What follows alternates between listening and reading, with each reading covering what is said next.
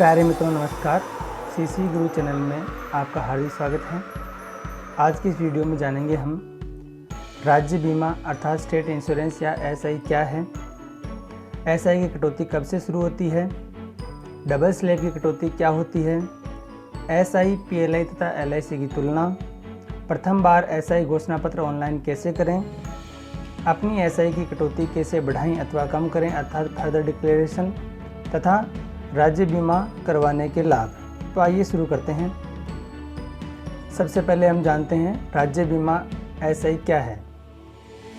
SI यानी कि state insurance राज्य सरकार द्वारा राज्य कर्मचारियों के कल्याणार्थ व सामाजिक सुरक्षा हेतु चलाई जा रही योजनाओं में से एक राज्य बीमा पॉलिसी है, जिसके तहत राज्य कर्मचारियों का अनिवार्य बीमा किया जाता है। एसआई की कटौती कब से शुरू होती है? राज्य बीमा की कटौती परिवीक्षा काल समाप्त होने के बाद आने वाली नए वित्त वर्ष से शुरू होती है। इसकी कटौती मार्च का वेतन जो कि अप्रैल में देय होता है उसी से शुरू होती है। डबल स्लैब की कटौती क्या होती है? अपने निर्धारित वेतनमान के अनुसार स्टेट इंश्योरेंस में न्यूनतम प्रीमियम कटौती से 2 सेल आगे की कटौती करवाने को डबल स्लैब की कटौती कहा जाता है। डबल स्लैब की कटौती करवाने पर बोनस एवं बीमा धन बढ़ जाता है। यहाँ हम उदाहरण के लिए 33,800 की बेसिक के अनुसार देखेंगे। 33,800 की बेसिक पर न्यूनतम प्रीमियम कटौती 2,200 रुपये होती है। इसमें अगली स्लैब 3,000 की है तथा डबल स्लैब 5,000 की है। तो यदि 33,800 बेसिक वाला व्यक्ति अपने स्टेट इंश्योरेंस में 5,000 रुपये प्रति माह की कटौती करवाता है तो इसे डबल स्लैब की कटौती कहा जाएगा।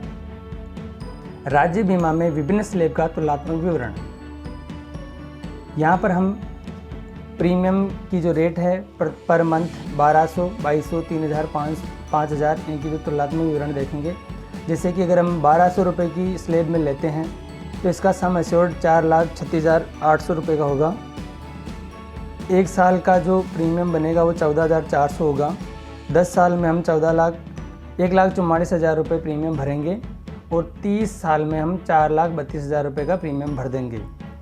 इससे यदि 30 साल हम एवरेज सेवा काल माने तो सेवा काल समाप्त होने पर 12,31,200 रुपये की राशि लगभग रिटायरमेंट पर देय होगी।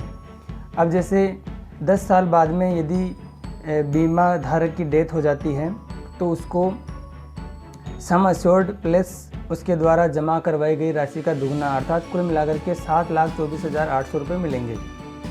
इसी प्रकार से 2,200 स्लैब कटवाने वाले व्यक्ति का सम एश्योर्ड 8,08,000 रुपये रहेगा। प्रीमियम भरा जाएगा सालाना 26,400 रुपये और इसमें अब 30 साल के सेवा काल के बाद रिटायरमेंट पर 22,57,200 रुपये देय होंगे। और यदि बीमा धारक की 10 साल पश्चात डेथ हो जाती है तो उसे 13,28,800 रुपये देय होंगे। इसी प्रकार 3,000 की स्लैब लेने वाले व्यक्ति को सम एश्योर्ड 10,92,000 रुपये रहेगा और उसे रिटायरमेंट पर लगभग 30,78,000 रुपये मिलेंगे। और यदि बीमा धारक की डेथ 10 साल बाद हो जाती है तो उसे 18,12,000 रुपये देय होंगे। इसी प्रकार से 5,000 की स्लैब वाले व्यक्ति का सम एश्योर्ड 21,65,000 का रहेगा। सालाना प्रीमियम 60,000 का रहेगा।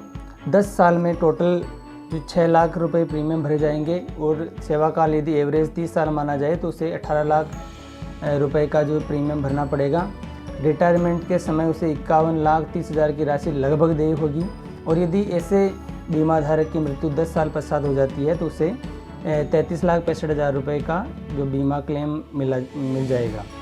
दोस्तों, ये जो सेवा काल 30 साल अनुमानित माना गया है और ये जो टेबल में सभी आंकड़े दर्शाए गए हैं अनुमानित हैं, उदाहरण के रूप में हैं, इसे अन्यथा नहीं लेवें। अधिक जानकारी के लिए वेबसाइट पर आप संपर्क कर सकते हैं SIPF पर। अगला है SI, PLI तथा LIC की तुलना। दोस्तों, ये सारे इंश्योरेंस प्लान हैं। SI भी स्टेट इंश्योरेंस, PLI भी पोस्टल लाइफ इंश्योरेंस और LIC भी लाइफ इंश्योरेंस कॉरपोरेशन का। तो आइए तुलना करते हैं कि सम एश्योर्ड हम सबका लगभग समान मान रहे हैं 21,65,000 रुपये। SI में मंथली प्रीमियम 5,000 का रहेगा, LIC में 6,627 रुपये का रहेगा, PLI में 4,666 रुपये का रहेगा। ईयरली प्रीमियम SI में 60,000 रुपये रहेगा, LIC में 77,798 रहेगा और PLI में 55,992 रहेगा। यहाँ पर हम LIC में न्यू जीवन आनंद पॉलिसी तथा PLI में WLA यानी कि होल लाइफ एश्योरेंस पॉलिसी की तुलना कर रहे हैं। तो SI में ईयरली प्लान 60,000 का रहेगा, LIC में 70,798 और PLI में 55,992 का रहेगा। पॉलिसी टर्म हम एवरेज यहाँ पर 30 साल का मान रहे हैं सभी में। अब 30 साल में हम SI में अगर 5,000 रुपये पर मंथ की कटौती करवाते हैं तो 30 साल में 18 लाख की कटौती करवाएंगे, LIC में 23,33,940 की और WLA PLA में 16,79,760 की। तो हमें जो 30 साल बाद में क्या मिलेगा, SI हमें 51,30,000 की राशि लगभग देगी, LIC में 21,65,000 प्लस बोनस देगा और PLI हमें 21,70,000 प्लस बोनस देगा। ये सभी आंकड़े लगभग उदाहरण के रूप में हैं और LIC, PLI और SI संबंधित वेबसाइट पर जाकर के आप एक बार कंफर्म ज़रूर कर लें, क्योंकि प्लान भिन्न हो सकते हैं, विभिन्न प्रीमियम की दर भिन्न हो सकती है, प्रीमियम भरने की वर्ष की दर भी भिन्न हो सकती है। इसलिए हमारी आपको यही सलाह रहेगी, विनम्र सलाह रहेगी कि आप इनकी वेबसाइट पर जाकर के एक बार अवलोकन अवश्य कर लें। अगला है प्रथम बार SI घोषणा पत्र ऑनलाइन कैसे करें। जिन साथियों का परिवीक्षा काल अभी पूरा हुआ है उन्हें प्रथम बार SI घोषणा पत्र करना होगा, तो उनको ऑनलाइन प्रक्रिया अपनानी होगी। इसके लिए सबसे पहले जो हमें SSO पोर्टल पर जाना होगा। इसके लिए हम bit.ly/ccguru31 का जो डायरेक्ट लिंक उसे यूज कर सकते हैं। इस पर जाने के बाद हमें एम्प्लॉय ID, अपने पासवर्ड, कैप्चा भर करके लॉगिन बटन पर क्लिक करना है। लॉगिन बटन पर क्लिक करते ही जो है अपने सामने SSO की विंडो खुल जाएगी। इसमें हमें जो है SIPF पर क्लिक करना है। SIPF पर क्लिक करने के बाद में SIPF पोर्टल खुल जाएगा। इसमें हम सबसे पहले ट्रांजेक्शन पर क्लिक करना है। ट्रांजेक्शन पर क्लिक करते ही SI फर्स्ट डिक्लेरेशन हमारे सामने आ जाएगा। इसके ऊपर क्लिक करना है। क्लिक करने के बाद में हमारे सामने हमारी डिटेल्स आ जाएंगी।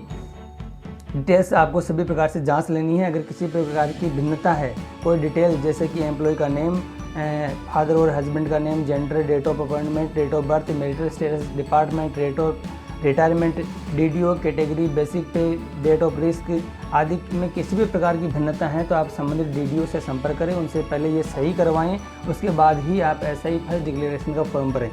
यहाँ पर प्रीमियम अमाउंट है, यहाँ पर जो है 33,800 की बेसिक के हिसाब से 3 स्लैब दिखाई दे रही है, 2,200, 3,000 और 5,000। तो हमें यहाँ इनमें से कोई अपनी पसंदीदा स्लैब का चुनाव करना है। हमारी आपको व्यक्तिगत सलाह रहेगी कि आप डबल स्लैब यानी 5,000 की कटौती ही लें। उसके बाद में जो है गेट नॉमिनी डिटेल्स पर क्लिक करें तो डिटेल्स आ जाएंगी। इसमें आपके जो है name, relationship, gender, date of birth और एज आएगा। इसको आप चेक कर लें और सब कुछ सही होने के बाद में आपको सबमिट बटन पर क्लिक करना है। सबमिट बटन पर क्लिक करने के बाद में यहाँ पर लिखा जाएगा are you sure want to submit first declaration details. यहाँ पर जो है हमें ओके पर क्लिक कर देना है।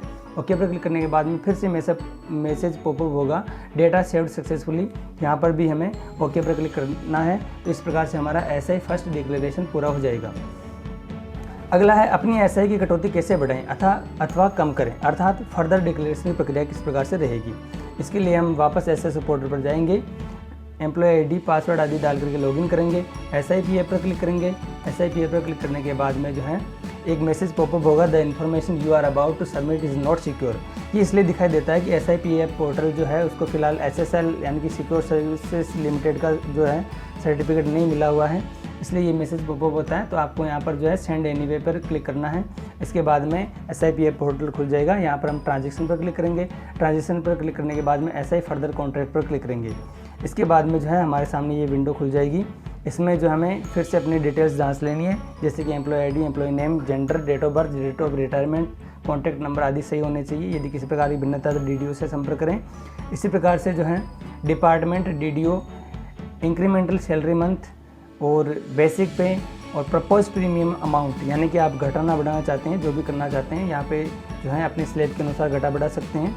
उसके बाद में जो है ये सभी डिटेल जांच के भरने के बाद में यहाँ पे एक चेक मार्क दिखा हुआ है दोस्तों, इसको हमें टिक करना है। I have declare that I have not defined 6 disease, यानी हमें जो है यहाँ पर दिखाई गई 6 बीमारियों में से, यानी कि tuberculosis, bacillus, asthma, cancer, diabetes, AIDS और एनी अदर सीरियस डिजीज़, इनमें से कुछ नहीं है।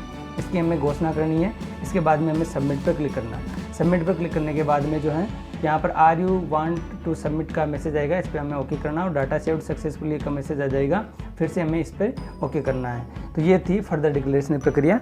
अब हम आगे देखते हैं SI के लाभ कि SI करवाने से हमें क्या क्या लाभ हैं। 2004 के बाद NPS लागू होने के बाद राज्य बीमा का महत्व और भी बढ़ गया है। राज्य बीमा पर प्रतिवर्ष लगभग 8.5% ब्याज देय होता है। दोस्तों इसकी कोई गारंटी नहीं है, राज्य सरकार जो है अपने हिसाब से ब्याज की दर घटाती बढ़ाती रहती है। फिलहाल ये 8.5% चल रही है। राज्य बीमा पर बोनस प्रत्येक 1000 पर लगभग 90 रुपये प्रतिवर्ष या जो भी सरकार निर्धारित करे उतना बोनस देय होता है।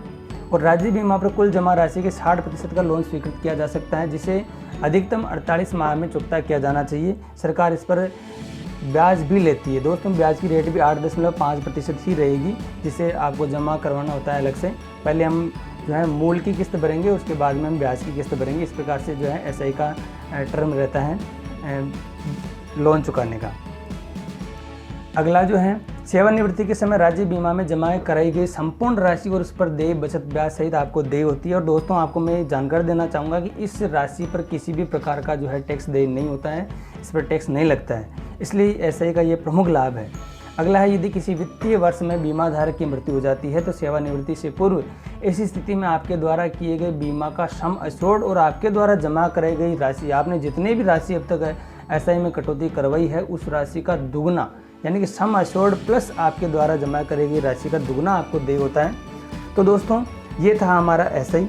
अगर आप एसआई में डबल स्लैब की कटौती लेते हैं तो एनपीएस के इस ज़माने में भी आपके रिटायरमेंट के टाइम में पार्टी हो जाएगी। तो दोस्तों कैसा लगा हमारा ये video? Like, comment, share, subscribe कीजिए। धन्यवाद। आपका दिन मंगलमय हो।